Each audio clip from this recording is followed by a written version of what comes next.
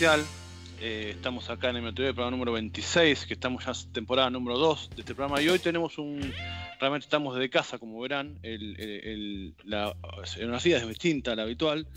Estamos trabajando con Skype y estamos en contacto con 3 personas que forman parte de la red sobreviviente de abuso eclesiástico de Chile.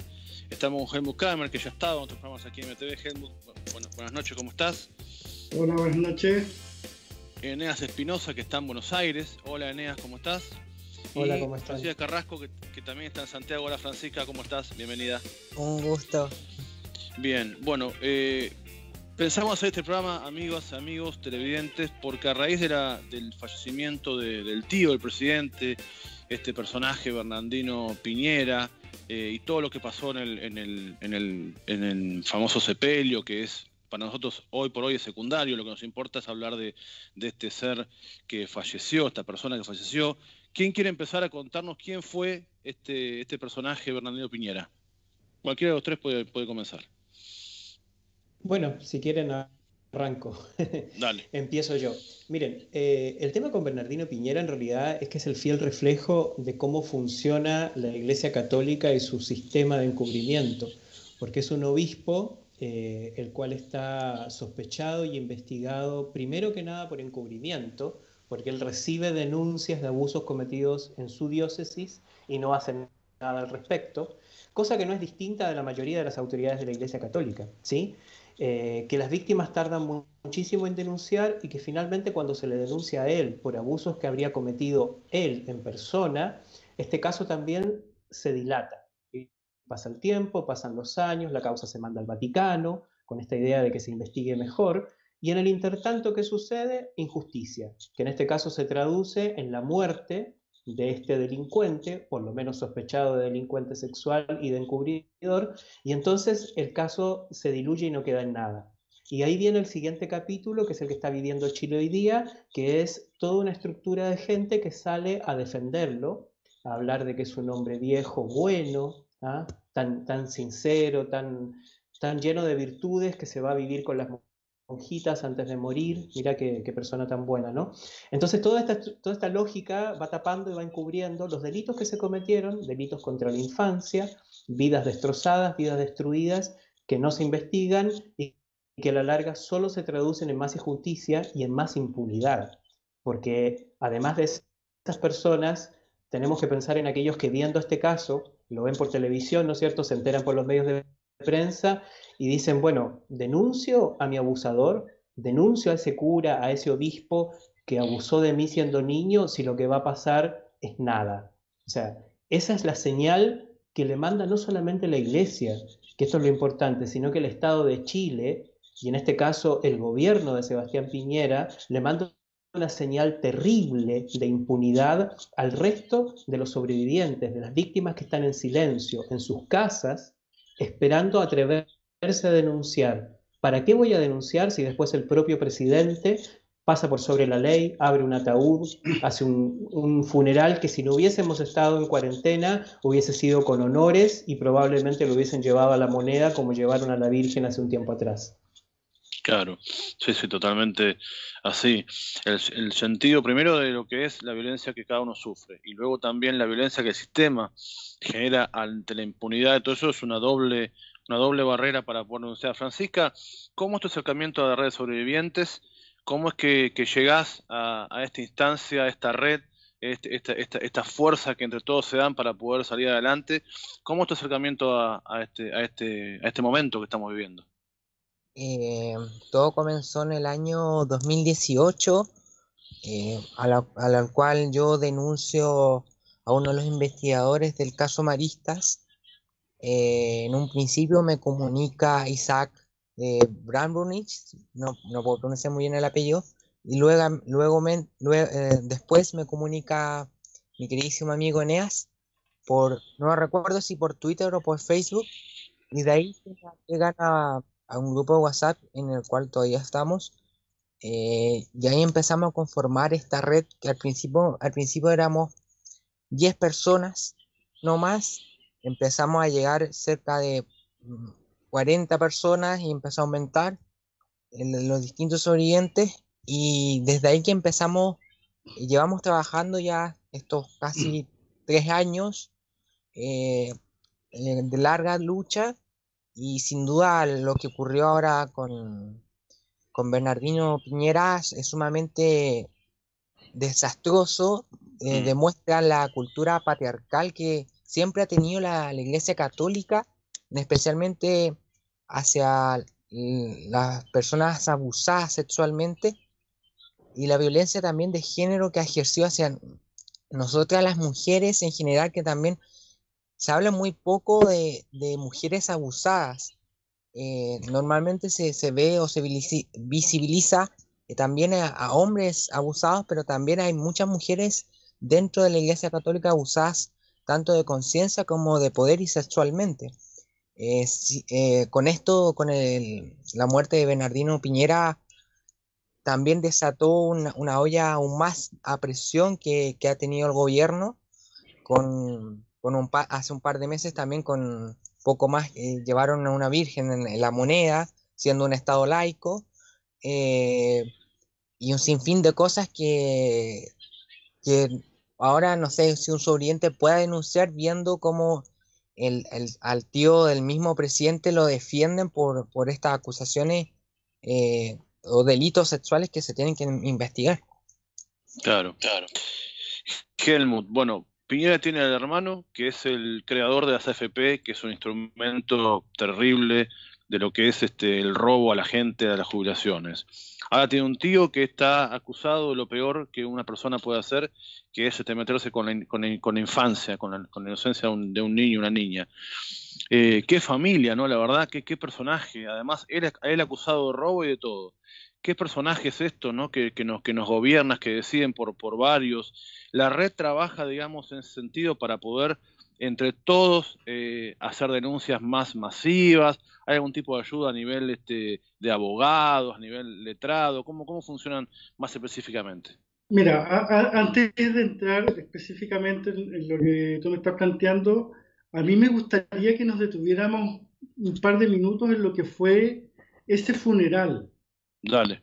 Ese funeral es el entrelazamiento, por un lado, el poder religioso, el poder político, el poder económico y el pueblo tocándole la música.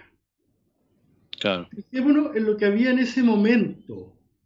Sebastián Piñera, representante del poder económico a través de un Estado absolutamente presidencial y uno de los hombres más ricos del mundo. Ayer fue denunciado de que tenía inclusive más plata que Donald Trump. Pero bueno, pues esto lo estamos viendo.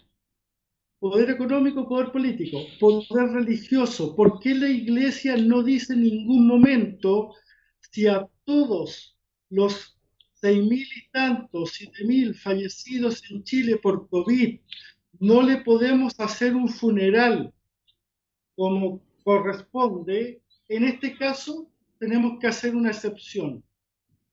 ¿Qué tan especial es el que está dentro, la persona que está dentro del cajón y el que está afuera? En este caso hay que hacer una excepción. Y la Iglesia no dice nada al respecto. Mientras el pueblo tocando la música a través de estos músicos. La escena del funeral de Bernardino Piñera muestra las razones de lo que ha sido el estallido social en Chile a partir del 18 de octubre. Es la mejor imagen de por qué Chile dice que no queremos más abuso. Y cuando decimos no queremos más abuso, incluye el abuso creciente. Con respecto a tu pregunta, nosotros trabajamos con abogados, tenemos abogados que pueden ir representando a las distintas víctimas y sobrevivientes de abuso eclesiástico. Y también trabajamos en conjunto con el grupo Mirada, que son un grupo de psicólogos que prestan apoyo a víctimas de abuso sexual, no solo en ámbito eclesiástico, sino que en los distintos ámbitos en que el abuso sexual se da. Pero el principal aporte que ha hecho la red de sobrevivientes es poner en la discusión nacional de que el abuso sexual, en el contexto que se dé, es una violación a los derechos humanos. Ese es el gran aporte que ha hecho la red de sobrevivientes en nuestro. Bien. Sí, yo quisiera Totalmente tal cual. conectar, Dale, no Eneas, sé te si me escuchamos. permites conectar dos cosas Sí, que por decía favor. por un lado la Fran y por otro lado el Helmut, porque la Fran menciona al patriarcado y el Helmut menciona, ¿no es cierto?, esta fusión de poderes que todavía en Chile parece que el Estado laico no existiera, ¿no es cierto?, en donde la Iglesia y el poder político se entraman no solamente en ser impunes y en pasar por sobre la ley, sino que también en ningunear al resto de la sociedad. Porque siempre cuando uno menciona el patriarcado, la gente quizás no termina de entender de que lo que estamos hablando es del abuso de poder. Y abuso de poder en el sentido de una entidad que siente que tiene el derecho, y por lo general es un derecho natural o un derecho religioso, a pasar por sobre los más débiles, a aplastar las infancias, a aplastar a las mujeres, abusar, violar impunemente. Y cuando un tipo como Chadwick, a propósito de la defensa de este funeral, te dice, bueno, lo que pasa es que los músicos no cuentan, o el camarógrafo no cuenta, lo que está señalando claramente está sincerando una mirada que tienen ellos por sobre toda la sociedad. Nosotros, para llevártelo al plano de lo que tiene que ver la red de sobrevivientes, una de las cosas más difíciles y duras que muchas veces nos cuesta a nosotros como sobrevivientes es aceptar y entender que el abusador te usó y te dejó tirado como a otros cientos de niños en su camino de abuso y no les fue relevante. Y a veces ni siquiera se acuerdan, pero sincera y honestamente, no se acuerdan de ti. ¿Me entiendes? Porque eres uno más. ¿Ah? Es el hijo de un senador que atropella a alguien y tampoco se queda en el atropello, porque no importa. ¿Sí? Porque en realidad esa vida no es una vida que vale la pena o que merece ser respetada. Y cuando hablamos de la cuarentena y hablamos de la pandemia, pasa lo mismo también. De nuevo, es una sensación de que esas vidas no importan, son irrelevantes. ¿Ah? Que se mueran mis vecinos en Cerro Navia. Yo soy nacido y criado en Cerro Navia, una de las poblaciones más difíciles, digamos, y que más les ha costado desde los tiempos de Pinochet en adelante. Y eso yo lo vi desde chiquito, lo vi crecer, la sensación de que tu vida vale menos que la vida de los que viven en el barrio alto. Entonces, el patriarcado se conecta en el abuso de poder con la Iglesia Católica y con la política que se vive en Chile, que es la causa del estallido. Y desde octubre hasta acá venimos gritando que esto ya no da para más. Y ojalá este grito se transforme en un cambio trascendental y que no pase lo que ha pasado en otros momentos de la historia chilena, que viene una bota gigante y aplasta el movimiento social. Y te insisto, esto se conecta con el abuso sexual en la infancia, se conecta directamente, porque esa sensación de impunidad trasciende todos los eslabones de la cadena. El tipo que abusa de niños sabe que no le va a pasar nada porque, total, siempre está esa sensación de, bueno, no pasa nada, ¿sí? Son ellos los que lo hacen. Claro. Aprovecho, te pregunto, Eneas, una preguntita. ¿La red de sobrevivientes está en contacto con otras redes a nivel mundial? ¿Existe este tipo de esquema en otros países? Porque lamentablemente denuncias ha habido en todos lados, en todas partes. ¿Hay algún tipo de mancomunión, de trabajo en conjunto a nivel planetario? Sí, mira, el abuso sexual en entornos eclesiásticos, abuso de conciencia, abuso de poder, pero sobre todo el abuso sexual en la infancia, es algo que sucede en cada país en donde está presente la Iglesia Católica. Eso hay que tenerlo claro. No es que en un país sí ocurre y en otro no. En los países en donde más noticias han aparecido y más se ha sabido es porque los sobrevivientes se organizaron para denunciar. Pasó en Irlanda, pasó en Australia, pasó en Chile, en Argentina. Hay varios países que han construido sus redes de sobrevivientes.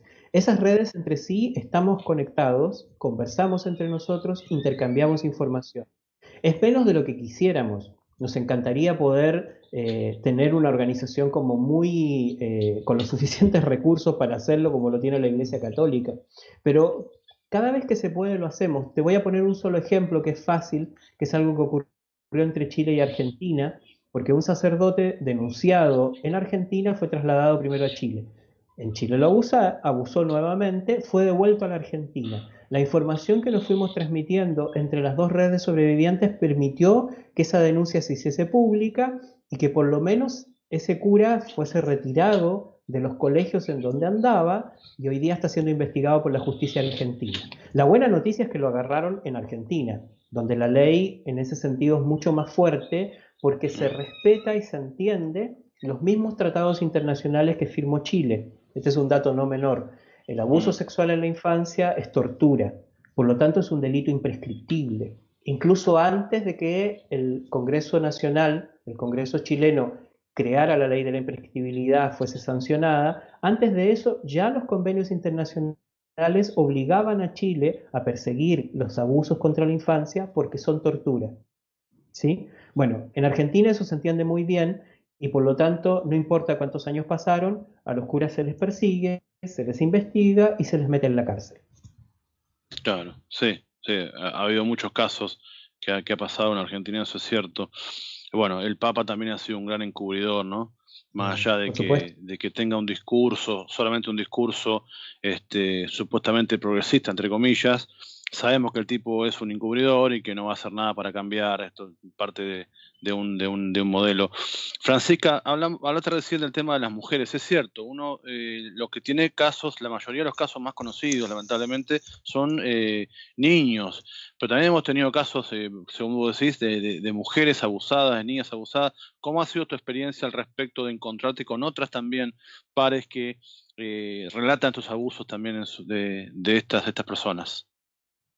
Sin duda, igual como me emociona, siempre decimos ojalá nunca habernos encontrado en este contexto, claro. Ni siquiera deberíamos habernos conocido, pero sin duda son las mismas actitudes que estos pederastas o depredadores, por llamarlo así, actúan tanto en la infancia como en la adultez también vulnerable. Yo sufrí abuso sexual ya a los 19 años, pero estaba pasando por un momento muy difícil y también sufrí abuso de conciencia y de poder. Entonces, sin importar la edad en la que tengamos, también estamos expuestas a sufrir esta violencia, en este caso sexual y de poder por parte de en este caso sacerdotes o agentes de la Iglesia Católica que estuvieron a cargo de nosotros y de nosotras. Entonces es una deuda que cada Estado también tiene que hacerse responsable. Como hablaba Eneas hace poco, los tratados internacionales en Chile tienen carácter constitucional, pero no son acatados. Entonces sin duda falta un montón por recorrer y gracias a las distintas sobrevivientes que hemos estado juntas hemos podido acompañarnos y cada una en nuestro diario vivir nos acompañamos, nos hablamos de cómo estamos y todo el tema para de ahí también visibilizar aún más nuestros casos y que otras mujeres se atrevan a denunciar también los abusos en la infancia o en la adultez vulnerable también.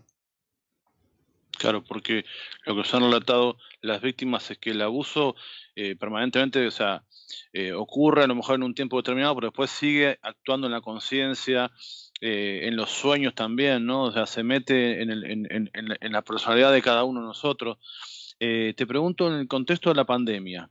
¿Cómo están ustedes como red? ¿Siguen trabajando igual? ¿La pandemia ha afectado un poco el tema de lo que es la actividad de la red o no? ¿O siguen activos igual y la pandemia no nos ha frenado?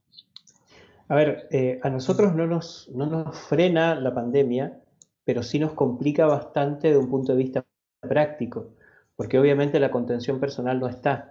Y por otro lado, el hecho de que hoy día haya una situación de tanto estrés y de tanta angustia hace que muchas personas tengan que lidiar con esos fantasmas, con esas pesadillas, con esos recuerdos traumáticos que incluso afloran precisamente en este momento, en que estás en una situación donde la vulnerabilidad es mayor. Claro. No hay que olvidarse que las secuelas del abuso incluyen secuelas físicas, no solamente psicológicas. Es un trauma complejo que afecta a toda la persona. empezando por su cuerpo. El cuerpo no olvida y el cuerpo te avisa y te recuerda cosas todos los días. Y eso hace que muchas personas se acerquen a la red en tiempos de cuarentena, en tiempos de pandemia, pidiendo también ayuda, buscando acompañamiento y en la desesperación económica muchas veces porque obviamente no es fácil conseguir una terapia psicológica o otro tipo de ayudas, ¿no es cierto?, en el sistema de salud chileno que ya sabemos cómo es. Claro, claro. Helmut, vos recién nos contabas que estabas el día jueves, toca olla popular, olla común, lamentablemente. ¿Cómo están pasando ahí en Santiago? ¿Cómo estás viendo vos, que además sos un activista social, sos un humanista, también estás muy metido en lo que es el trabajo con la gente solidario, el hambre que hay en Chile, ¿no?, que estas personas no ven, ¿no? Ahora nos enteramos de los pedidos que hacen de caviar y no sé qué cosa tremenda, más violencia todavía, ¿no? Parece a propósito. Bueno, es a propósito también. ¿Cómo están pasando ahí las cosas por Santiago, Helmut? Contanos un poquito. Acá la cosa está difícil. Mira, yo no puedo, y nosotros no hemos podido, no se puede desligar la situación político-social con estos temas de abuso. Generacionalmente, la gente que está vinculada en este momento a la red, la gran mayoría es gente que le tocó vivir la dictadura. La gran mayoría somos sobrevivientes del abuso sexual eclesiástico y sobrevivientes del abuso político, social y económico de la dictadura. La gran mayoría de nosotros fuimos abusados en tiempos de dictadura. Entonces, no es raro ver sobrevivientes de abuso al pie ahí en la primera línea en la Plaza de la Dignidad. No es para nada raro. A mí me tocó muchas veces ir a la Plaza de la Dignidad y de repente, Helmut, te das vuelta a un amigo de la red, ¿no?, claro, que te das un tremendo abrazo.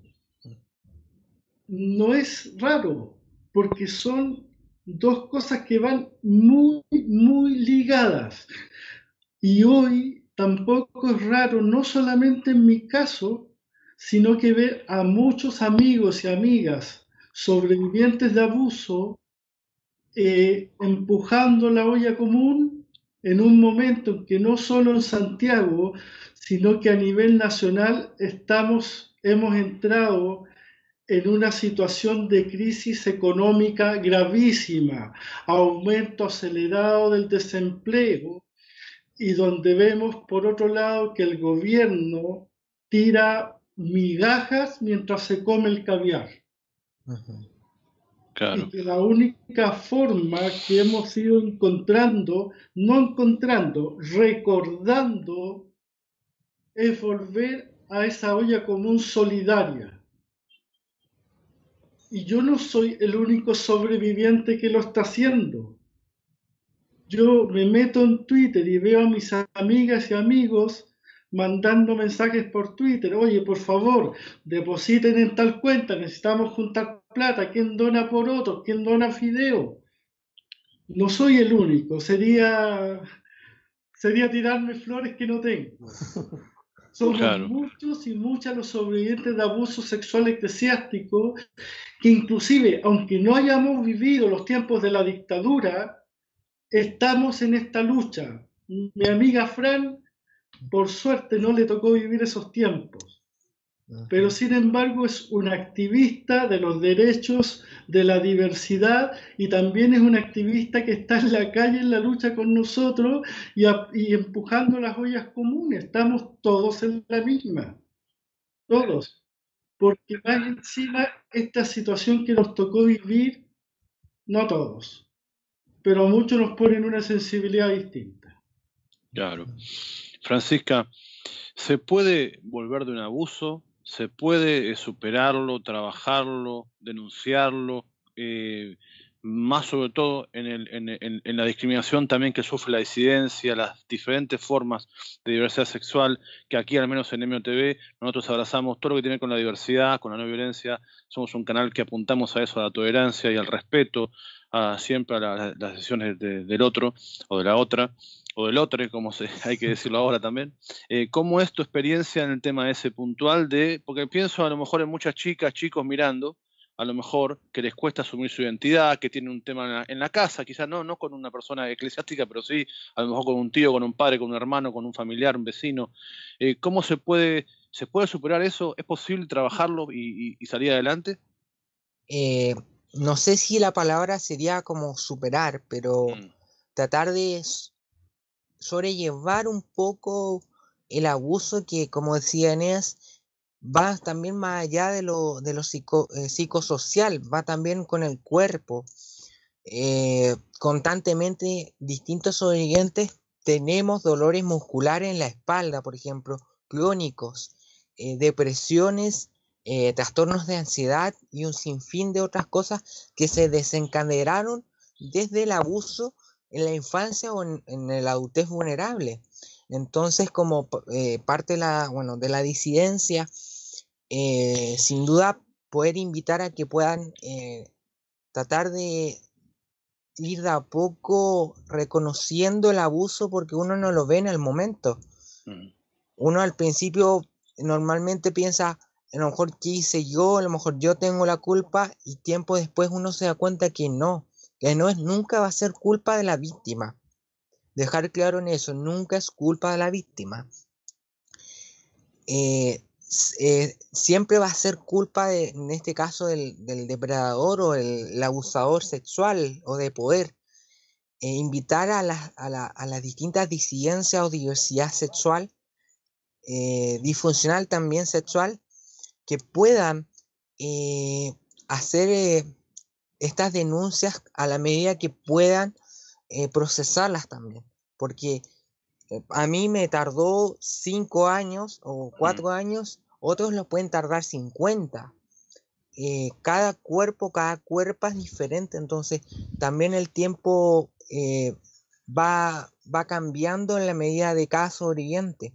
Sin duda invitar a que puedan ser ellos mismos que hagan las denuncias correspondientes con la medida que puedan. Traten de siempre de confiar en o sea, no ciegamente, pero tratar de confiar en alguien que pueda ayudarles a hacer esta denuncia, y así poder salir de este círculo vicioso que el mismo depredador sexual te hace, especialmente cuando son abusos sexuales en familia, cuando es el hermano, el papá, que mayormente son figuras masculinas que cometen los abusos, pero tampoco podemos esconder también abusadoras mujeres que también existen. Entonces, tratar de que puedan buscar ayuda tanto estatal, en los centros de asistencia de salud pública o privada, o en los colegios también. Bien, hay que dar ese paso, es importantísimo. Eneas, te pregunto, bueno, vos estás en Buenos Aires hace 10 años, nos contaban, ¿cómo se ve de afuera Chile? ¿Cómo estás viendo el estallido social? ¿Cómo estás viendo la pandemia? Bueno, estos casos de abusos que han surgido y de denuncias que se han hecho aquí en Chile, que es bastante complejo a veces meterse en esos temas. ¿Cómo lo ves de afuera? Contanos. Bueno, yo lo veo un poco de afuera y un poco de adentro, porque mi familia, mis amigos, mis afectos siguen ahí. De hecho, yo, fruto del mal manejo del gobierno de Piñera, ya perdí un tío y 2 primos, que se fueron por COVID por el mal manejo del presidente. No deberían haber estado trabajando, no deberían haber estado en la calle como estaban, se contagiaron y se murieron. Y esto hay que ponerle nombre y rostro y acordarse de lo que está pasando. Visto desde acá y en general lo que revisa, digamos, la mirada internacional sobre Chile es precisamente eso. No solamente el mal manejo, sino que también el haberse farreado la oportunidad de hacerlo bien. Porque por la contrastación, por la demora que tuvo el virus en llegar a nuestros países, a esta parte del continente, habría sido mejor haber tomado la experiencia de Europa, de Asia, y haber manejado las cosas de otra manera, y no lo hicieron, pero no por equivocación, no por error. Eso es lo que se está mirando desde afuera. Es una clara voluntad política, es una decisión ideológica del neoliberalismo de actuar como actuó Piñera y sus autoridades, de comportarse como se comporta el gobierno, con la calculadora en la mano, viendo cuántos millones van a perder y cuántos millones van a ganar, y las vidas se cuentan y se mal cuentan. Y eso quedó en evidencia desde el primer día. La verdad es que es terrible. O sea, Yo a veces me debato en la desesperación, creo que no lo vivía desde el terremoto, el más grande que fue el 2005, ¿no? De haber pensado de desesperado de cruzar la cordillera y ir a ayudar. O sea, Ah, ahora estamos con las fronteras cerradas, sí, digo, no es la misma situación, pero angustia mucho porque ves que primero uno casi no puede hacer más que desde la solidaridad y el trabajo en red, que es lo que veníamos diciendo, ¿no es cierto? De solo el pueblo salva al pueblo, ese tipo de cosas, porque además Chile desde octubre, que la lupa del mundo estaba puesta sobre Chile, las sí, tesis se encargaron de dar muchísima fuerza Sí. también al grito chileno de lo que está pasando. Hoy día la pandemia es la demostración de que de lo que estamos hablando no es de un virus, de lo que estamos hablando no es de un problema sanitario, de lo que estamos hablando es de un problema político gigantesco, de un sistema que se cae a pedazos. Yo estoy en Argentina hace 13 años ya, mm, 13.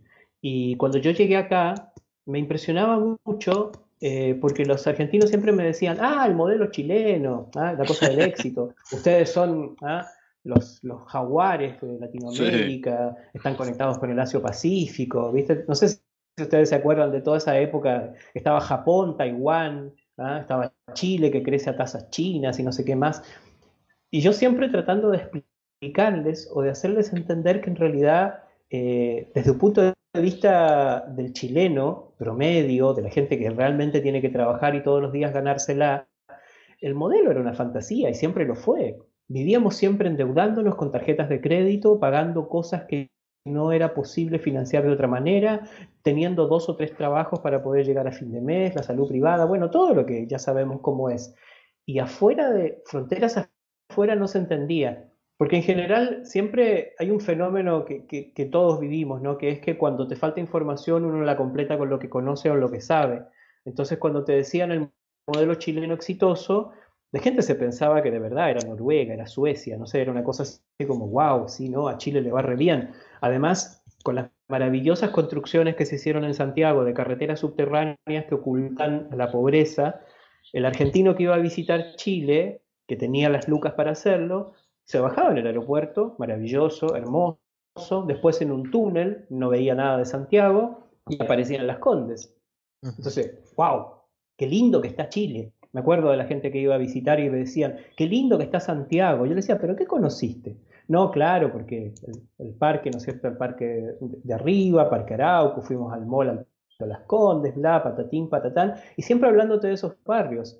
Pero yo agarraba la canción famosa, ¿no? De decirle, pero ¿por qué no te vas a dar una vuelta a Pudahuel, a la bandera? ¿Ah? ¿Por qué no te das una vuelta a la Pintana? O sea, porque eso también es Chile, y eso es más Chile que el otro, ¿sí? Y eso es lo que quedó en evidencia y ya no se pudo seguir sosteniendo. Ese es el espejismo que se vino abajo y que esta pandemia, lamentablemente, está poniendo muchísima sangre, muchísimas vidas para poder terminar de cerrar este ciclo, que espero que sea el final de un ciclo. Yo soy optimista en el sentido de que esto se tiene que acabar ahora, que Piñera no puede llegar al fin de su mandato, Piñera tiene que renunciar, tiene que venir nuevas elecciones, se debe hacer una nueva constitución política, basta.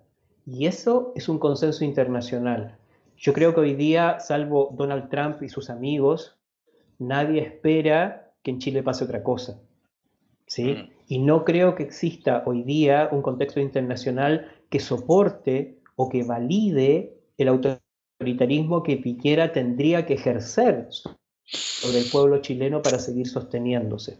O sea, ojo con eso, porque Piñera hoy día para sostenerse, esto lo dicen los analistas internacionales fronteras afuera, Piñera para sostenerse hoy día lo único que puede hacer es dictadura, golpe blando, seguir controlando con más fuerza todavía al poder legislativo y al poder judicial y tomar el mando de una manera completamente, incluso fuera de la constitución del propio Pinochet, firmada por Lagos. Si hace eso, se puede sostener en el poder. El punto es que el concierto internacional no lo va a validar, no lo va a aceptar.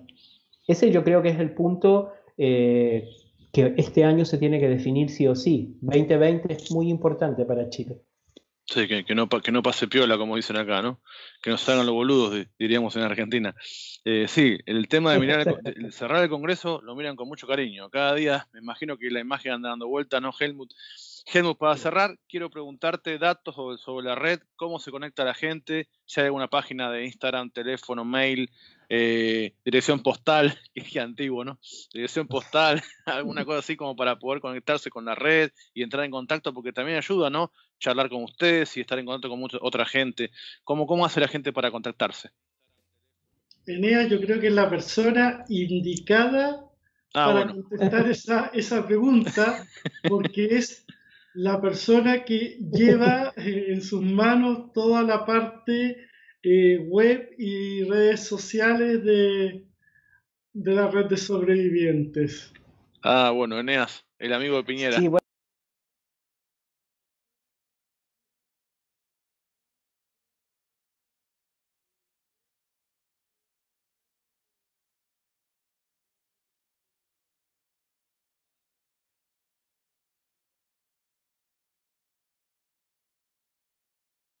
Confiamos en la red de Google, Facebook, estamos en LinkedIn, pero también tenemos una página web, y la página web es redsobrevivientes.org. Redsobrevivientes.org, además de tener un botoncito de contacto, también tiene un chat online, ¿sí? O sea, puedes entrar y de manera anónima escribirnos y nosotros te vamos a contestar, idealmente en el momento, salvo que, bueno, nos fuimos al baño, pero estamos ahí, ¿sí? Y podemos conversar contigo, hablar en el momento y ir viendo de qué manera apoyarnos y acompañarnos, ya sea en las necesidades de salud mental, en el tema de asesoramiento y acompañamiento legal, pero sobre todo y lo más importante es poder romper ese silencio que al final es la trampa del abuso, que te amarra, que te silencia y que te deja con una tremenda y pesada mochila viviendo como si tú fueses el responsable del delito que sufriste, cuando es justo al contrario. Entonces, poder conversar con otros que han vivido lo mismo, eso ayuda. Eso, en la experiencia nuestra, es lo que nos ha permitido a nosotros también seguir respirando, estar vivos. Yo siempre cuando cuento mi caso, yo develé lo que viví después de 30 años de silencio, de no contarle a nadie nada. Y cuando develé la historia, lo primero que me pasó fue caer, pero no encima de la cama, debajo de la cama. Yo estaba debajo de la cama metido ahí, no me sacaba nadie. Y lentamente empecé a salir. Y pude salir, agarrarme y tener patas y caminar, primero por la ayuda de mi familia cercana, pero también, y muy importante, por la presencia de esas personas que habían vivido lo mismo que yo. Y que me dijeron, no estás más solo. Bienvenido, bienvenida, vamos a trabajar juntos en tu sanación, porque las secuelas del abuso son para toda la vida, o sea, eso es así, no se trata de que uno va a sanar un día, te van a dar el alta, te van a escribir una receta, te van a decir, bueno, usted tiene el alta, vayas a su casa. No es así, pero sí la calidad de vida, que es lo que nos destrozaron, es lo que puede mejorar muchísimo cuando uno se acerca a otras personas que vivieron lo mismo. Bien, voy a aprovecharme de mi amistad con Helmut y le voy a sacar otro concepto para cerrar ya así el programa. Helmut, vos el lunes vas a estar haciendo un conversatorio sobre la Asamblea Constituyente, el tema del apruebo. Ilustranos en 2-3 minutos rapidito por qué hay que aprobar el plebiscito ahora que supongo yo que va a ser en octubre, no sé. Estos tipos capaz que lo quieren correr. ¿Qué sabes, Helmut, de eso y por qué hay que aprobar? Voy a partir diciendo que es un tema que hemos discutido en la red, donde tenemos un convencimiento de que esta Constitución atenta contra los derechos de todos los sobrevivientes de abuso, porque es una Constitución que está hecha para quienes detentan el poder en cualquiera de sus formas y porque pone escalas de dominio de unos sobre otros, que es la base del abuso sexual. Nosotros decimos que deben haber transformaciones profundas en la sociedad chilena y que estas transformaciones no deben quedar en el aire, se deben estructurar en un sistema legal. Por lo tanto, somos partidarios de que haya una constitución basada en derechos, no en privilegios. Que esta constitución permita de alguna forma ir cambiando la sociedad para que yo no mire al otro, no cosifique al otro, lo vea como un ser humano. En la medida en que lo cosifico, puedo pescarlo, abusarlo y botarlo, como lo decía Eneas. En cambio, si vamos provocando estos cambios sociales que se vayan mostrando en la legislación, podremos ir avanzando en una sociedad donde yo aprenda a ver al otro, a la otra, al otro como un ser humano, no como un objeto. Por eso que para nosotros es sumamente importante, y tenemos ciertas cosas que hemos ido como red diciendo sí, estamos de acuerdo. Hay que cambiar la Constitución, hay que votar a prueba. La metodología, ahí tenemos nuestras diferencias entre Asamblea Constituyente y Convención Constitucional. En mi caso particular, soy partidario de la Asamblea Constituyente. De hecho, Eneas y Fran están dentro de los que yo he invitado a este taller, donde vamos a una forma de hacer una Asamblea Constituyente que los y las humanistas estamos proponiendo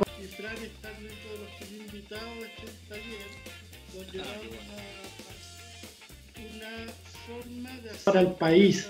No es la forma de los humanistas, es una forma de hacer una asamblea popular, soberana, feminista y plurinacional, con participación de todas y todos los chilenos, no con 155 elegidos que van a bajar del Olimpo a decirnos cómo nos iríamos a gobernar de ahí en adelante. En esa particularidad. Bien, claro, bueno, la propuesta del SEUM es el modelo boliviano. Me tocó vivirlo estando en Bolivia, una maravilla. La gente elegía a su candidato en los cabildos, no había que ir a votar a un candidato X. Bueno, Eneas, Francisca, Helmut, muchísimas gracias por haber participado, por hacer lo que están haciendo, por existir, porque gente como usted nos da esperanza, nos da sentido en que la cosa puede cambiar. Así que muchas gracias a los tres por haber estado en Contrapunto, y a los televidentes les digo que es posible que estos temas se hablen en televisión, que se pasen por las redes, compartan el archivo, háganlo divulgar, divulguemos todo esto, porque los medios quieren callar estas voces y nosotros acá en MOTV somos porfiados, le vamos a dar para que todas las voces tengan su lugar. Así que les agradecemos la compañía y nos vemos el próximo jueves con otro Contrapunto más. Muchas gracias, hasta luego. Chao. Un abrazo. Los medios quieren callar estas voces